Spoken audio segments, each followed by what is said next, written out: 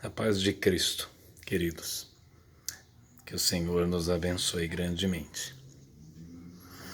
Que existem pessoas que muitas vezes me questionam sobre o comportamento de Deus. Primeiro que isso é uma ousadia perguntar a mim, porque eu não sou gerente de Deus e o pouco que conheço foi me dado a conhecer por pura graça. O que conheço através do Filho, que é Jesus Cristo. Agora, normalmente, as pessoas que me questionam sobre o comportamento de Deus dificilmente questionam a si mesmas sobre os seus comportamentos ou sobre o comportamento da humanidade na história da humanidade. O problema não está em Deus. Deus é o mesmo ontem, hoje e sempre o será. O problema está em nós. No curso de nossa história, naquilo que às vezes chamamos de evolução do comportamento humano, embora isso nem sempre seja verdade, porque às vezes nós mais evoluímos do que qualquer outra coisa, podemos observar que o homem, às vezes e muitas das vezes, muda muito pouco. E hoje em dia tem mudado para pior. Por exemplo, quem dentre nós nunca questionou a própria divindade sobre pessoas que aqui ou ali surgem, emergem, nascem, vivem em nosso meio somente para praticar o mal? Sim, e nós questionamos a Deus. Ora, por quê? Por que parece que prospera essa criatura? Por que parece que a justiça não o alcança? Por que parece que Deus se fez mudo, cego ou surdo em relação a esse comportamento tão nefasto, tão ruim, tão malévolo? Onde está Deus?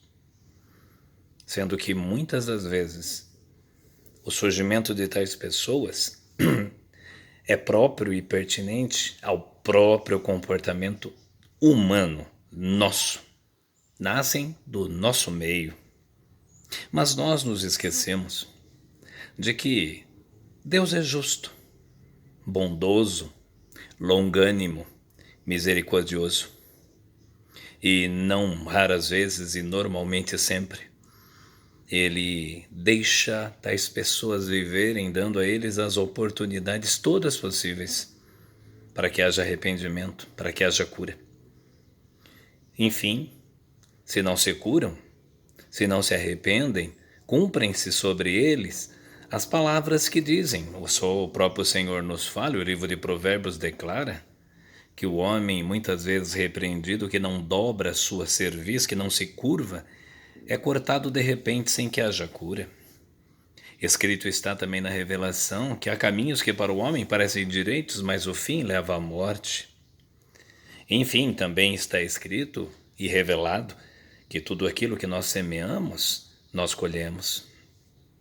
Somos teimosos, somos renitentes, muitas vezes advertidos, e não só em relação ao mal, muitas vezes somos advertidos em relação ao bem, aquilo que devemos fazer para recebermos o benefício da parte de Deus, mas nós não enxergamos.